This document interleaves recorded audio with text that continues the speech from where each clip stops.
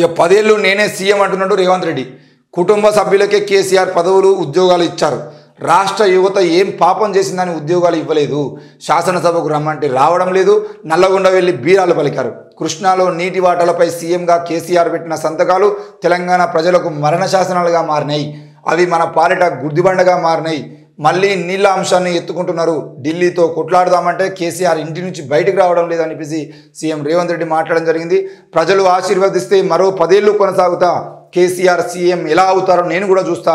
అసెంబ్లీకి రాని కేసీఆర్కు అధికారం ఎందుకు? చచ్చిన పామును ఎవరైనా సంపుతారా? కంచల గాడిదని ఇంటికి పంపి రేసు గుర్రాన్ని తెచ్చారని అసెంబ్లీలో ఓ అటెండర్ వ్యాఖ్యానించారు అని చెప్పాడు. మేడిగడ్డ మేడి పండుగ మారింది. పొట్ట విప్పితే అన్నీ పురుగులే. ఢిల్లీతో కొట్లాడదామంటే కేసీఆర్ ఇంటి నుంచి బయటికి రావడం లేదు. కృష్ణా వాటాలపై కేసీఆర్ సంతకాలు తెలంగాణకు మరణ శాసనాలు. కానిస్టేబుల్ అభ్యర్థులకు నియామక పత్రాల అందజేత కార్యక్రమంలో ముఖ్యమంత్రి రేవంత్ రెడ్డి.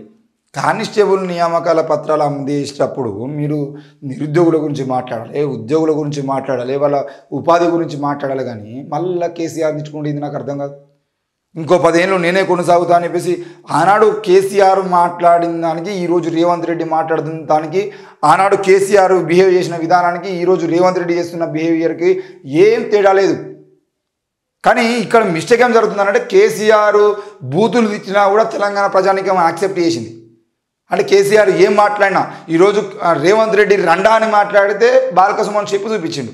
రండా అని మాట్లాడితే తెలంగాణ ప్రజలు దాదాపు మీడియా కూడా రండా అని మాట్లాడేమింది అని చెప్పేసి కేసీఆర్ అంటే రేవంత్ రెడ్డిని రికార్డు పెట్టడానికి ప్రయత్నం చేసింది. కానీ అదే రండా అనే పదాన్ని ఈరోజు కేసీఆర్ మాట్లాడితే ఇంతగానో సీరియస్ తీసుకుంటూ కాదు. ఎందుకనంటే కేసీఆర్ ఈ తెలంగాణ రాష్ట్రం వచ్చిన తర్వాత తెలంగాణ ప్రజల్ని కానీ అధికారులను కానీ మీడియా వాళ్ళని కానీ ఆఖరికి ప్రెస్ వాళ్ళు ఎవరైనా ప్రశ్న అడిగితే వాళ్ళని కానీ రైతుల్ని కానీ బహిరంగ సభలో కానీ ఆ ప్రెస్ మీట్లో కానీ ఎక్కడైనా కూడా ఆయన నోటికి వచ్చింది ఏం మాట్లాడినా కూడా ప్రజలు యాక్సెప్ట్ చేశారు. ఆయన కేసీఆర్ అనే వ్యక్తి ఎన్ని బూతులు మాట్లాడినా కూడా ప్రజలు తప్పుపట్టలేదు. ఎందుకనంటే తెలంగాణ రాష్ట్ర ప్రజలకి అలవాటు చేసిండు బూతుల్ని. ఈరోజు రేవంత్ రెడ్డి మాట్లాడుతున్నాడు, వాళ్ళ మంత్రులు మాట్లాడుతూ ఉన్నారు, వీళ్ళందరూ మాట్లాడుతూ ఉంటే బీఆర్ఎస్ నాయకులకు తెలంగాణ ప్రజలకు అంటే కోపం వస్తుంది. కానీ అసలు ఆ బూతుల సంస్కృతి సాంప్రదాయాన్ని తీసుకొచ్చింది కేసీఆర్. అంతకుముందు ఏ ముఖ్యమంత్రి కూడా ఇంత నీచానికి దిగజారి బూతులు మాట్లాడినట్టు పాపాన పోలేదు. నిన్న కూడా నల్గొండ సభలో ఏం మాట్లాడుతున్నాడు? పీకనీకి పోతారా మేడిగడ్డకు? ఏ బొందలగడ్డ ఉన్నదా ఆడ? ఇదేనా మాటలు మాట్లాడుతూ ఒక మంత్రివర్గము రాష్ట్ర ముఖ్యమంత్రి ఆయనతో పాటు మంత్రివర్గం మొత్తం కాళేశ్వరం పోతూ ఉంటే ఏం పీకనీకి పోతారా అని చెప్పేసి మాట్లాడితే అది బూతు కాదా? నువ్వు అసలు ఈరోజు రేవంత్ రెడ్డి మాట్లాడితే మనం యాక్సెప్ట్ చేయలేకపోతున్నాం. ఎందుకంటే రేవంత్ రెడ్డిని కేసీఆర్ లాగా మనం చూడలేకపోతున్నాం. కాబట్టి మనం రేవంత్ రెడ్డి మాట్లాడే మాటని యాక్సెప్ట్ చేయలేకపోతున్నాం. కానీ ఆ బూతుల సంస్కృతిని తెలంగాణకు అలవాటు చేసింది కేసీఆర్. ఈరోజు కేసీఆర్ని ఎవరైనా విమర్శ చేసింది తిడుతున్నారు. అయితే ఇక్కడ ఇంకో కాంగ్రెస్ పార్టీ కూడా గుర్తుపెట్టుకోవాల్సిన విషయం ఏంటంటే ఒకవేళ మీరు కేసీఆర్ మిమ్మల్ని తిట్టినట్టుగానే మీరు కేసీఆర్ని తిట్టాలనే ఆలోచనలో ఉంటే తీర్మానం ముందర పెట్టుకోరు. ఎందుకనంటే తెలంగాణ రాష్ట్రంలో ఉన్నటువంటి ప్రజలు మొత్తం కూడా కేసీఆర్ తిట్టితే యాక్సెప్ట్ చేస్తున్నారు, తీర్మానం తిట్టినా యాక్సెప్ట్ చేస్తారు. ఎందుకనంటే వీళ్ళిద్దరిని కూడా క్లియర్గా ఆ కోణంలో చూస్తున్నారు. మీరు అవసరమైతే ఎమ్మెల్సీ ఇచ్చుకుంటారా, లేదంటే ఇంకేం ఇచ్చుకుంటారా, మినిస్టర్ పదవి ఇచ్చుకుంటారా, తీసుకుపోయి ఆయన కూర్చోబెడితే యాజ్ ఈజ్గా ఇవాళ పొన్నం ప్రభాకర్ తిట్టినా, ఉత్తమ్ కుమార్ రెడ్డి తిట్టినా, శ్రీధర్ బాబు తిట్టినా, లేదంటే బట్టి విక్రమార్క తిట్టినా, దామోదర్ రాజనరసింహ తిట్టినా, కొండా సురేఖ అయినా, సీతక్క అయినా, ఆఖరికి రేవంత్ రెడ్డి అయినా వీళ్ళెవ్వరూ కేసీఆర్ను ఒక్క మాట అన్నా కూడా తెలంగాణ ప్రజలు యాక్సెప్ట్ చేయరు. ఎందుకనంటే మిమ్మల్ని వాళ్ళలాగా చూస్తలేరు. కాబట్టి కేసీఆర్ను ఒకవేళ బూతులే తిట్టాలి అనే ఆలోచన మీకు ఉండేది ఉంటే తీర్మానం కరెక్ట్ సెట్ అవుతారు. ఆల్రెడీ మీ కాంగ్రెస్ పార్టీ నాయకుడే ఆయనను తీసుకుపోయి చక్కగా తీర్మానం క్యూ న్యూస్ని వీరటులు చిత్ర పెట్టి వీరటులను వార్తలు చదవమని చెప్పి మీరు తీసుకుపోయి మీ అధికార ప్రతినిధో లేదంటే ఇంకేదైనా పోస్ట్ ఇచ్చి మొత్తం రోజు కేసీఆర్ ఇచ్చేయడం ప్రయత్నం చేసుకోరు. అప్పుడు యాక్సెప్ట్ చేస్తారు. ఎందుకనంటే తెలంగాణ ప్రజలు ఎవరినైతే యాక్సెప్ట్ చేస్తారో వాళ్ళు ఎన్నిసార్లు తిట్టినా ఏమనిపించదు. కేసీఆర్ ఎన్నిసార్లు తిట్టినా ఏమనిపించలే. కానీ ఈరోజు రేవంత్ రెడ్డి అంటే మాత్రం కోపం వస్తుంది మనకు. అంటే కేసీఆర్ కూడా గుర్తుపెట్టుకోవాల్సింది ఏంటంటే ఇప్పటికైనా కేటీఆర్ అయినా కేసీఆర్ అయినా తెలంగాణ ప్రజలకు మీరు ఏం నేర్పదలుచుకున్నారు, ఏం నేర్చాలనుకుంటున్నారు, వాళ్ళు మిమ్మల్ని చూసి ఏం నేర్చుకోవాలనుకుంటున్నారు? తెలంగాణ ప్రజలకు ఈ బూతుల సంస్కృతి నేర్పిస్తున్నది ఎవరు? ఒక ముఖ్యమంత్రి హోదాలో ఉండి మనం మాట్లాడిన మాటలు కరెక్టేనా? ఈరోజు మాట్లాడుతున్నటువంటి రేవంత్ రెడ్డి కానీ కాంగ్రెస్ పార్టీ నాయకులు కానీ ఆ అధికారాన్ని ఆ హక్కుల్ని వాళ్ళకి ఆ ఆలోచనని వాళ్ళకి ఆ బూతుల్ని నేర్పించిన సంస్కృతి ఎవడు చేసిండు? ఈ కోణంలో ఒకసారి ఆలోచించంటే దానికి 100% తప్పు చేసింది కేసీఆరే.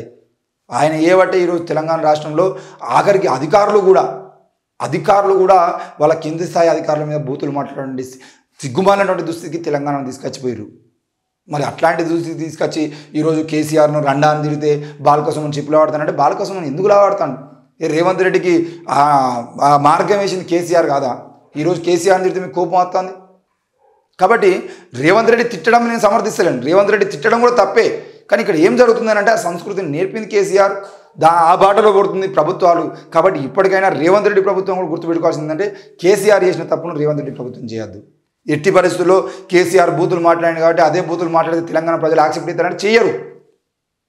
ఇప్పుడు కేసీఆర్ని యాక్సెప్ట్ చేయలే, పక్క పెట్టరు. రేవంత్ రెడ్డి అదే బాటలో పోయేదంటే రేవంత్ రెడ్డి కూడా పక్క పెడతారు. కాబట్టి ఆలోచించి మాట్లాడాలి. ఇది ప్రజలకు, రానున్న సమాజానికి, రానున్న రాజకీయ విద్యార్థి నాయకులకు, లేదంటే విద్యార్థులకు, వీళ్ళందరికీ కూడా మీరు ఇన్స్పైర్గా ఉండాలి తప్ప ఇట్లాంటి బూతులు మాట్లాడి రాజకీయాలంటే వేస్ట్ రాబోయే అనుకునే విధంగా మీరు బిహేవ్ చేయొద్దని చెప్పేసి నేను కోరుతున్నాను. రాజ్యసభకు సోనియా రాజస్థాన్ నుంచి నామినేషన్ దాఖలు, ఆమె వెంట రాహుల్ గాంధీ, ప్రియాంక గాంధీ. తెలంగాణ రాష్ట్రం నుంచి రాజ్యసభకు మేము పంపిస్తాము, మా రాజ్యసభకు తెలంగాణ నుండి రావాలి అని చెప్పేసి రేవంత్ రెడ్డి కానీ ఇక్కడ ఉన్నటువంటి టీపీసీసీ నాయకులందరూ కూడా పోయి ఆమెను కలిసేటువంటి ప్రయత్నం చేసి రాజ్యసభకు తెలంగాణ నుంచి నామినేట్ చేస్తాం, మీరు తప్పకుండా తెలంగాణకు రావాలి అని చెప్పేసి కోరినా కూడా మరి సోనియా గాంధీ సముఖంగా లేరు అని చెప్పేసి అప్పుడే వార్తలు వచ్చినాయి. మరి ఏది ఏమైనా ఇప్పుడు రాజస్థాన్ నుంచి అయితే రాజ్యసభకు ఆమె నామినేటెడ్ కావడం జరిగింది. మరి తెలంగాణ నుండి ఉన్న పోటీ వలన ఒకవేళ సోనియా గాంధీ తెలంగాణకు వచ్చిందంటే తెలంగాణ రాష్ట్ర రాజకీయాలకు అంటే వాళ్లకు సెట్ కావు అని చెప్పేసి అనుకున్నారా ఏదో, కానీ మొత్తానికి అయితే రాజస్థాన్ నుండి అయితే ఆమె నామినేషన్ వేసిర్రు. తప్పకుండా ఆమె రాజ్యసభ సభ్యురాలుగా రేపు మళ్ళీ పార్లమెంట్కి వేయడానికి అవకాశం ఉంటుంది. మరి తెలంగాణ రాష్ట్రం నుంచి రాజ్యసభకు ముగ్గురు అభ్యర్థులు ఖరారు. ఒకరేమో రేణుకా చౌదరి, అనిల్ కుమార్ యాదవ్, వద్దిరాజు రవిచంద్ర. అనిల్ కుమార్ యాదవ్కు ఒకవేళ కన్ఫర్మ్ అయితే మాత్రం ఒక యువ నాయకునికి ఇచ్చినటువంటి ఘనత మాత్రం కాంగ్రెస్ పార్టీకి వస్తుంది. ఎందుకనంటే మొన్ననే ఎమ్మెల్సీ ఎలక్షన్ సంబంధించిన విషయంలో కూడా మరి ఒక ఎన్ఎస్యుఐ నాయకునికి ఇచ్చినటువంటి విషయం మనం చూసినాము. ఈరోజు ఎంపీ అండ్ రాజ్యసభకు సంబంధించిన ఎంపీ సీట్లకు సంబంధించిన విషయంలో కూడా మరి అనిల్ కుమార్ యాదవ్ హైదరాబాదులో ఆనాడు బీఆర్ఎస్ ప్రభుత్వం ఉన్నప్పటికీ కూడా అనిల్ కుమార్ యాదవ్ మరి కాంగ్రెస్ పార్టీని భుజానెత్తుకొని ఇక్కడ అనిల్ కుమార్ యాదవ్ చేస్తున్న కార్యక్రమాలు ఎన్నో ఉన్నాయి. మరి ఈరోజు ఒకవేళ అనిల్ కుమార్ యాదవ్, రేణుకా చౌదరి ఇద్దరు కనుక కన్ఫర్మ్ అయితే మరి బీఆర్ఎస్ నుండి వద్దిరాజు రవిచంద్ర కూడా మరి రెడీగా ఉన్నాడని తెలుస్తుంది. రాజ్యసభకు ముగ్గురు అభ్యర్థులు ఖరారు. కాంగ్రెస్ నుంచి రేణుకా చౌదరి, అనిల్ కుమార్ యాదవ్, బీఆర్ఎస్ నుంచి వద్దిరాజు రవిచంద్ర. నేడు నామినేషన్లను దాఖలు చేయనున్న ముగ్గురు నేతలు. రాష్ట్రం నుంచి ఖాళీ అయిన 3 రాజ్యసభ స్థానాలకు అభ్యర్థుల పేర్లు ఖరారయ్యాయి. కాంగ్రెస్ నుంచి రేణుకా చౌదరి, అనిల్ కుమార్ యాదవ్ల పేర్లను అధిష్టానం ఎంపిక చేసింది. బీఆర్ఎస్ నుంచి వద్దిరాజు రవిచంద్ర పేరును పార్టీ అధినేత కె చంద్రశేఖరరావు ఖరారు చేశారు. అనిల్ కుమార్ యాదవ్ కాంగ్రెస్ మాజీ ఎంపీ, సీనియర్ నేత అంజన్ కుమార్ యాదవ్ తనయుడు. ప్రస్తుతం ఆయన సికింద్రాబాద్ డీసీసీ ప్రెసిడెంట్గా పనిచేస్తున్నారు. వీరంతా నేడు నామినేషన్లు దాఖలు చేయనున్నారు. మొత్తానికి అయితే వాళ్ళ ముగ్గురు కూడా ఈరోజు నామినేషన్లు దాఖలు చేసేటువంటిది చూస్తూ ఉన్నాం. మరి వద్దిరాజు రవిచంద్రకు కూడా బీఆర్ఎస్ పార్టీ టికెట్ ఇచ్చింది. మరి అందులో సీనియర్లు ఉన్నా కూడా రవిచంద్రకి ఎందుకు ఇచ్చింది అనేది అది ఆ పార్టీ చెప్పేటువంటి అంశాలు వేరే ఉన్నా కూడా వద్దిరాజు రవిచంద్రకి ఇవ్వడం ద్వారా వాళ్ళకి వచ్చే లాభాలు ఎక్కువ ఉన్నాయి కాబట్టి మరి ఆయనకి ఇవ్వడం జరిగింది.